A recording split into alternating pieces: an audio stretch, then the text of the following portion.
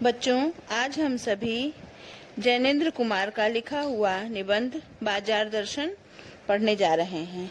यह निबंध आज की उपभोक्तावादी एवं बाजारवाद की मूल अंतर वस्तु को समझने के लिए महत्वपूर्ण निबंध है। जैनेन्द्र जी ने इस निबंध के माध्यम से अपने परिचित एवं मित्रों से जुड़े हुए अनुभवों के माध्यम से चित्रित किया है कि बाजार जादुई ताकत से कैसे हमें अपना गुलाम बना लेती है। उन्होंने यह भी बताया है कि अगर हम बाजार का आवश्यकता अनुसार सदुपयोग करते हैं तो हम इससे लाभ भी उठा सकते हैं, लेकिन अगर हम जरूरत से दूर बाजार की चमक दमक में फंस जाते हैं तो वह असंतोष, तृष्णा और ईर्ष्या से घायल कर हमें सदा के लिए बेकार बना सकता है।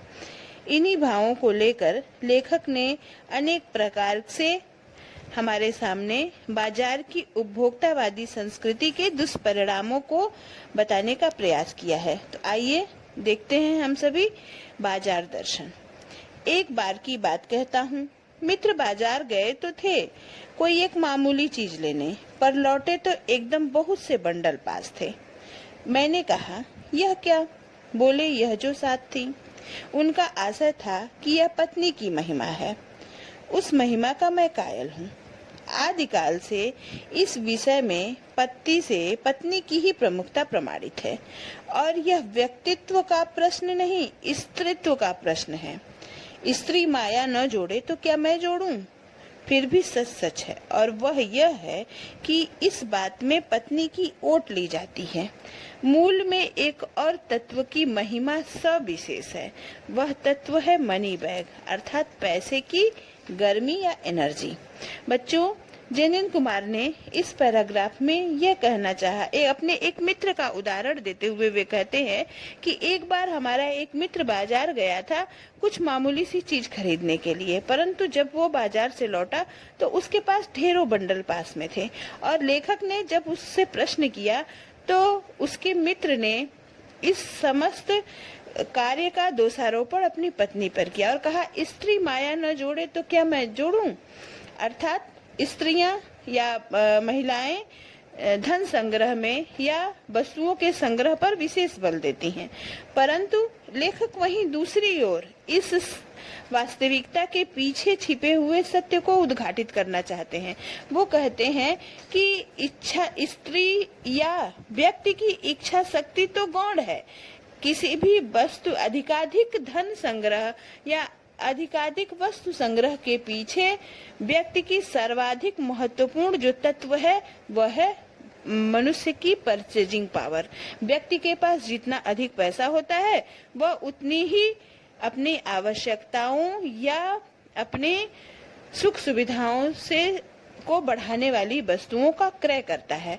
तो उपरोक्त पैराग्राफ को अगर हम एक वाक्य में कहना चाहें तो यही है कि यदि हमारे पास पैसे की एनर्जी है, पैसे का पावर है, या पैसे अगर हमारे पास क्रय शक्ति है तो हम अपने आसपास आवश्यकता से अधिक वस्तुओं का संग्रह करते हैं।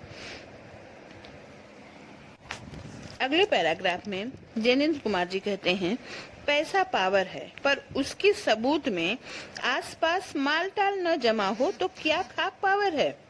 पैसे को देखने के लिए बैंक हिसाब देखिए, पर माल असबाब, कोठी मकान तो अनदेखे भी दिखते हैं।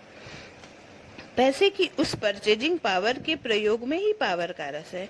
कहने का तात्पर्य यह है कि पैसा, जब हम आवश्यकता से अधिक वस्तुओं का संग्रह या क्रय करते हैं तो उसके पीछे महत्वपूर्ण कारक जो है वह है पैसे की उपलब्धता।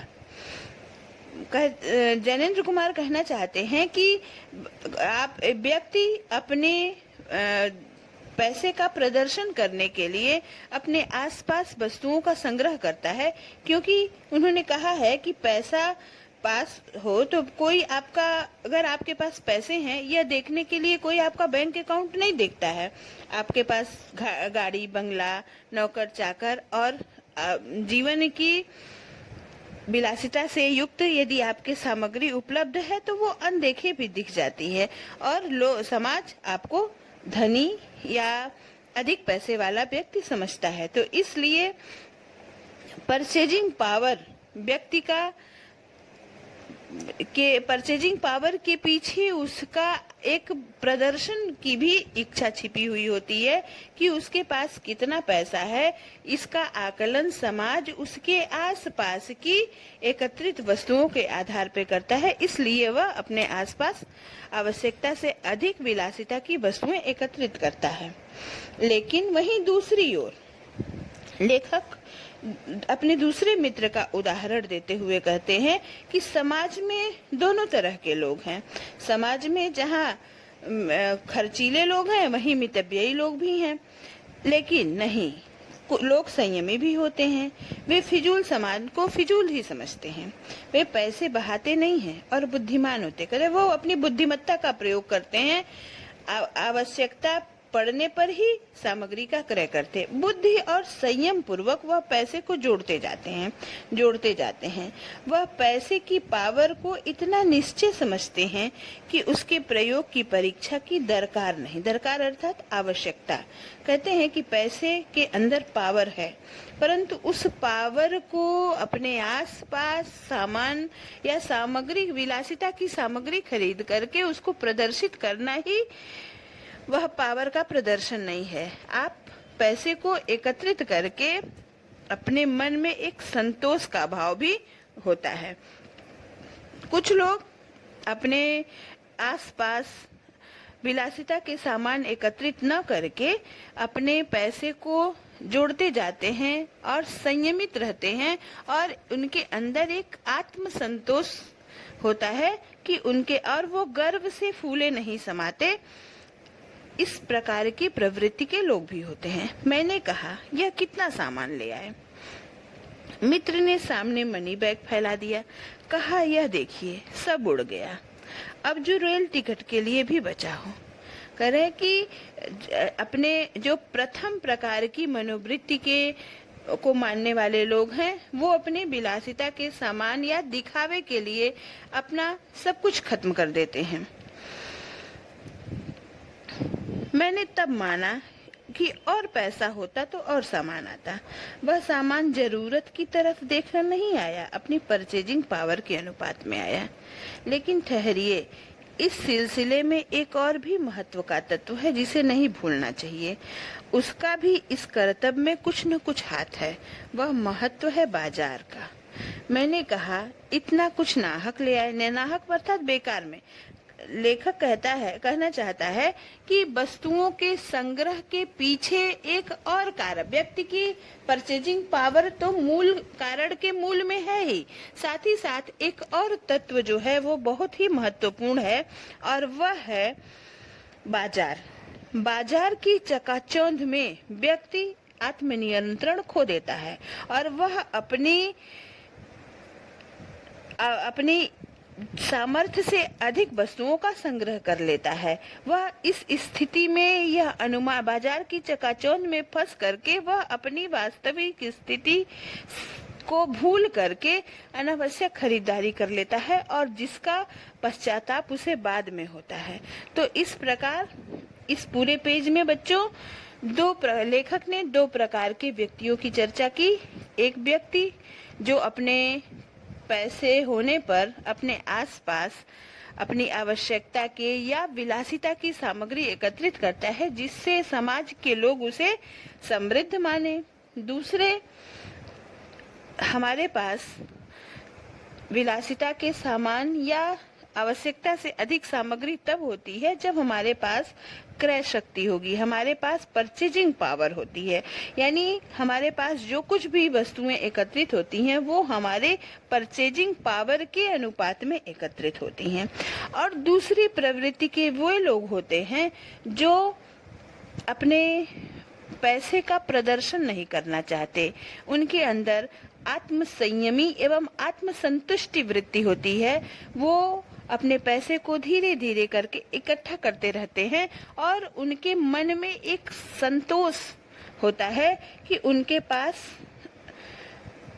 अधिकाधिक मात्रा में पैसे हैं, परंतु वो उस पैसे के प्रदर्शन में विश्वास नहीं करते हैं। इस प्रकार लेखक ने इस पैराग्राफ में इन दो प्रकार के व्यक्तियों की चर्चा की। आगे देखते हैं। मैंने कहा, यह इतना कुछ नाहक ले आए। नाहक का तात्पर्य बेकार में। मित्र बोले, कुछ न पूछो, बाजार है कि शैतान का जाल है। ऐसा सजा सजा कर माल रखा है कि बेहया ही हो जो न फंसे। मैंने आपको पहले ही बताया बच्चों कि बाजार जो है व्यक्ति की परचेजिंग पावर का सदुपयोग भी करता है और दुरुपयोग भी करता है। ऐसे भी लोग हैं जो अपव्यय न करते हुए अपनी आवश्यकता के अनुरूप खर्च करते हैं और उनके अंदर ये गर्व का भाव रहता है कि उनके पास पैसे हैं। परंतु वहीं दूसरी ओर बहुत से ऐसे लोग होते हैं जो बाजार की उस शैतानी शक्ति के जाल में फंस जाते हैं। बाजार जो पूर्ण रूप से सजा धजा होता है, वह ग्राहकों को अपने आकर्षण में फंसाकर आमंत्रित करता है कि आप मुझे लीजिए। ग्राहक सब कुछ भूल जाए और बाजार के आकर्षण में फंस जाए।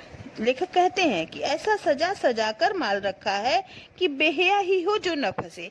यानी बाजार ऐसे अपने आप को इस प्रकार प्रस्तुत करता है कि जो ग्राहक है वो बाजार की उस आकर्षण में, मौन मूक आकर्षण में फंस जाता है। मैंने मन में कहा, ठीक, बाजार आमंत्रित करता है, यानी बाजार मुझे बुलाता है कि आओ मुझे लूटो और लूटो। यानी आओ, आवश्यकता के अतिरिक्त सामानों का क्रय करो और अपना धन व्यर्थ करो। सब भूल जाओ, मुझे देखो, मेरा रूप और किसके लिए है, मैं तुम्हारे लिए हूँ। नहीं कुछ चाहते तो भी देखने में क्या हर्ज है। बच्चों, बहुत बार ऐसा होता है कि हम सभी बाजार जाते हैं और वहाँ पर अनेक दुकानदार हमें ऐसे प्रलोभन देते हैं कि आपको नहीं, जो वस्तुएं आपको नहीं भी क्रय करनी है, वहाँ इस प्रकार आमंत्रित किया जाता है कि आप देख लीजिए, आप नहीं खरीदिएगा। तो इस प्रकार के आमंत्रण जो है मौन मुख होते हैं। कहते अजी आओ भी। इस आमंत्रण में यह खूबी है कि आग्रह नहीं है। आग्रह तिरस्कार, तिरस्कार अर्थात उपेक्षा। यानी जो बाजार है वो अपने आप को इस रूप में प्रस्तुत करता है कि आप बरबस उसकी ओर आकृष्ट होकर के खींचे चले जाते हैं। व्यवहारिक उदाहरण देना चाहती हूँ बच्चों कि जब हम कभी मार्केट जाते हैं, वहाँ पर बड़े बड़े शोरूम में, बड़े बड़े दुकानों में वस्तुएं इस प्रकार आकर्षक ढंग से लगा करके रखी गई होती हैं कि जो क्रेता है उसको आवश्यकता न होने पर भी उन वस्तुओं को देखने मात्र की इच्छा से ऐसे स्थानों पर पहुंच जाता है। और बहुत बार ऐसा होता है कि वो आवश्यकता न होने के बाद भी बहुत सारी ऐसी वस्तुएं क्रय कर लेता है, खरीद लेता है जिसकी उसे आवश्यकता नहीं है और न ही उसके पास उतना उपलब्ध धन है, परंतु फिर भी वह उन वस्तुओं को क्रय कर लेता है। तो लेखक यही कहते हैं कि जो ऊंचे बाजार का आमंत्रण है वह मूक होता है। मूक मतलब वह आपको बुलाता नहीं है, वो अपने आप को इस तरह से प्रस्तुत करता है कि आप बरबस उसकी ओर खींचे चले जाते हैं। चाह मतलब अभाव। यानी जो बड़ा बाजार है वो अपना मूक आमंत्रण आपको प्रदान करता है और अगर हमारे पास क्रय शक्ति है, हमारे पास पैसा है, तो हम उस आमंत्रण में फंस जाते हैं और आवश्यकता के अतिरिक्त वस्तुएं भी क्रय कर लेते हैं। और यदि हमारे पास पैसे का पावर नहीं है तो हमारे अंदर एक चाह जग जाती है, हम एक इच्छा अपने साथ लेकर के आते हैं कि भविष्य में जब कभी हमारे पास पैसे होंगे तो हम इस वस्तु को क्रय करेंगे। तो इस प्रकार एक व्यक्ति के हृदय में वह बाजार एक अभाव उत्पन्न कर देता है, एक रिक्तता का आभास करा देता है कि हमारे पास यह वस्तु नहीं है, भविष्य में जब हमारे पास पैसे होंगे तो हम इस वस्तु का क्रय करेंगे। और यह स्थिति सबसे घातक होती है। बच्चों, लेखक कहते हैं चौक बाजार में खड़े होकर आदमी को लगने लगता है कि उसके अपने पास काफी नहीं है, और चाहिए। मेरे यहाँ कितना परिमित मतलब सीमित है और यहाँ कितना अतुलित, यानी यहाँ पर कितना अधिक है, लेखक को ऐसा प्रतीत होने लगता है कि लेखक ये कहना चाहता है कि व्यक्ति को ऐसा प्रतीत होने लगता है कि मेरे पास तो बहुत सी वस्तुओं की आवश्यकता है, मेरे पास पैसे नहीं है कि मैं उन वस्तुओं को क्रय कर सकूं, और इस प्रकार एक नकारात्मकता हमारे अंदर नकारात्मकता का भाव जागृत होता है बच्चों। और कहीं न कहीं इस नकारात्मकता का हमारे व्यक्तित्व पर बहुत ही बुरा प्रभाव पड़ता है। हमारे अंदर एक नकारात्मक विचार हावी होने लगते हैं।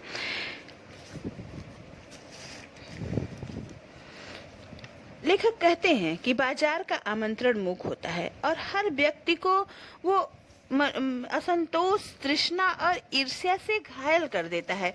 अब बच्चों, असंतोष, तृष्णा और ईर्ष्या क्या है?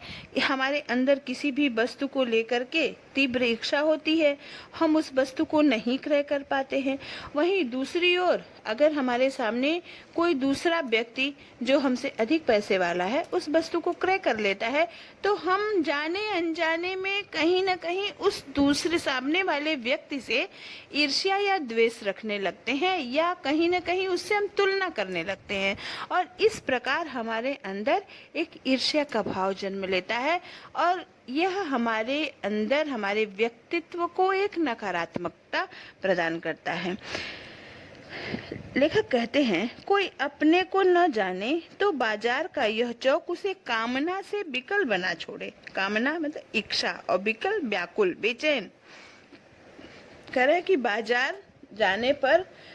में जाने पर व्यक्ति को अपनी आवश्यकताओं का ज्ञान होना बहुत आवश्यक है, क्योंकि यदि हमें अपनी आवश्यकताओं का ज्ञान नहीं होगा तो बाजार का आकर्षण हमें व्याकुल करके हमें पागल बना देगा। क्योंकि पागल असंतोष, तृष्णा और ईर्ष्या से घायल कर मनुष्य को सदा के लिए बेकार बना डाल सकता है। लेखक कहते हैं कि मैंने जैसा कहा आपसे कि असंतोष यानी हमारे अंदर और अर्जन और इकट्ठा करने की या और संपत्ति खरीदने की और वस्तुएं एकत्रित करने की चाह हो जाएगी, और यदि हमारे पास पैसे नहीं होते हैं तो हमारे अंदर असंतोष की भावना जागृत होगी, और उस असंतोष से हमारे अंदर लालच उत्पन्न होगा, और इस प्रकार हमारे व्यक्तित्व में तृष्णा, असंतोष और ईर्ष्या, तृष्णा मतलब लालच और ईर्ष्या मतलब एक दूसरे से द्वेष करना, ये नकारात्मक गुण जो है हमारे स्वभाव के अंदर आ जाएंगे, जिसका दूरगामी परिणाम बहुत ही भयंकर और घातक होगा। वहीं पर लेखक अपने एक दूसरे मित्र की बात भी करते हैं। एक और मित्र की बात है, यह दोपहर के पहले के गए बाजार से कहीं शाम को वापस आए, और आए तो खाली हाथ। लेखक अपने दूसरे मित्र की चर्चा करते हुए कहते हैं कि वो दिन भर बाजार में घूमते रहे और शाम को जब वो बाजार से आते हैं तो बिल्कुल खाली हाथ आते हैं, अर्थात बाजार का आकर्षण उन्हें अपने मोह पास में नहीं बांध पाया। बाजार के वस्तुएं जो आकर्षक ढंग से सजा करके रखी गई हैं, वो उनको अपने आकर्षण में नहीं बांध पाई, और वह बिना कुछ क्रय किए ही वापस आ जाते हैं।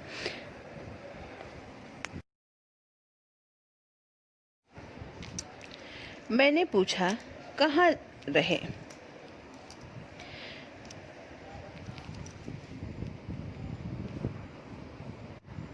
लेखक अपने दूसरे मित्र का उदाहरण देते हुए कहते हैं, एक और मित्र की बात है, यह दोपहर के पहले के गए बाजार से कहीं शाम को वापस आए तो खाली हाथ।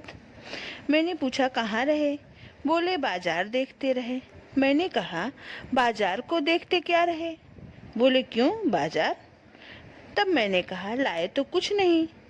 बोले, हाँ, पर यह समझ न आता था कि न लूं तो क्या लूं। सभी कुछ तो लेने को जी चाहता था। कुछ लेने का मतलब था से सब कुछ छोड़ देना, पर मैं कुछ भी नहीं छोड़ना चाहता था, इससे मैंने कुछ भी नहीं लिया। मैंने कहा, खूब। बच्चों, इन पंक्तियों के माध्यम से लेखक अपने दूसरे मित्र का उदाहरण देते हैं, और वह यह बताना चाहते हैं कि बाजार, आज का बाजार अपने उपभोक्ताओं को अपनी ओर इस प्रकार आकृष्ट करता है कि वो बाजार को असली सार्थकता नहीं दे सकता। बाजार का तात्पर्य होता है वह स्थान जहां व्यक्ति की आवश्यकताओं की पूर्ति हो सके, परंतु आज का बाजार बाहरी चकाचौंध और मौन मूक आमंत्रण के द्वारा ग्राहक को अपने जाल में फंसा करके उसे बेकार बना देना चाहता है। इसमें व्यक्ति को बहुत ही सजग और सचेत रहना चाहिए। बाजार जाने से पहले स्वयं यह निश्चित कर लेना चाहिए कि उसकी आवश्यकता क्या है, और जब वह आवश्यकताओं को निश्चित करके जाएगा तब बाजार में वह ठगा नहीं जाएगा या बाजार के आकर्षण का उस पर कोई असर नहीं पड़ेगा। आगे कहते हैं, पर मित्र की बात ठीक थी। अगर ठीक पता नहीं है कि क्या चाहते हो तो सब ओर की चाह तुम्हें घेर लेगी और तब परिणाम त्रास ही होगा। त्रास अर्थात दुखद, गति नहीं होगी न कर्म। कहते कि यदि हमें बाजार जाने से पूर्व हमें अपनी आवश्यकताओं को निश्चित कर लेना चाहिए, और यदि हम अपनी आवश्यकताएं निश्चित करके जाएंगे तो बाजार का आकर्षण हमें अपने मोह पास में नहीं बांध पाएगा और हम उसके आकर्षण से बचे रहेंगे, और इस प्रकार हमारे व्यक्तित्व में जो नकारात्मक विचार हैं वे प्रभावी नहीं हो सकेंगे। लेखक आगे कहते हैं, बाजार में एक जादू है। जादू का मतलब बच्चों आकर्षण।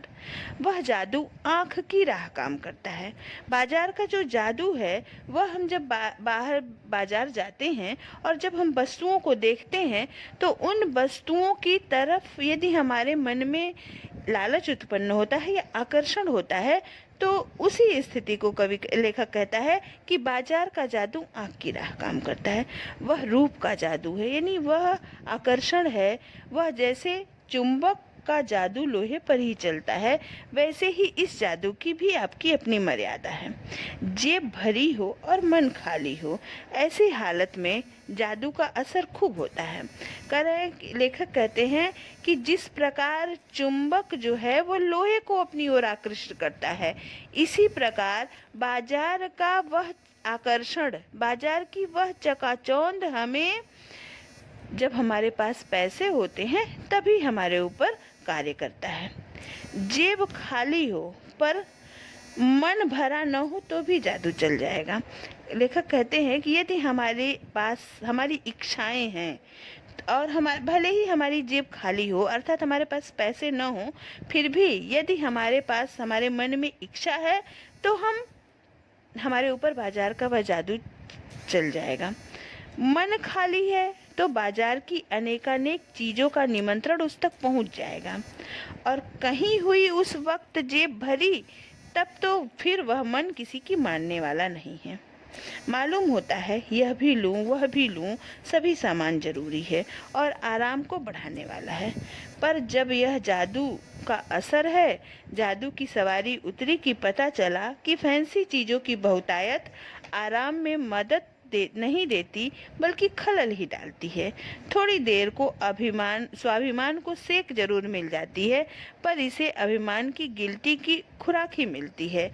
जकड़ रेशमी डोरी की हो तो रेशम के स्पर्श से मुलायम, क्या वह जकड़ कम नहीं होगी?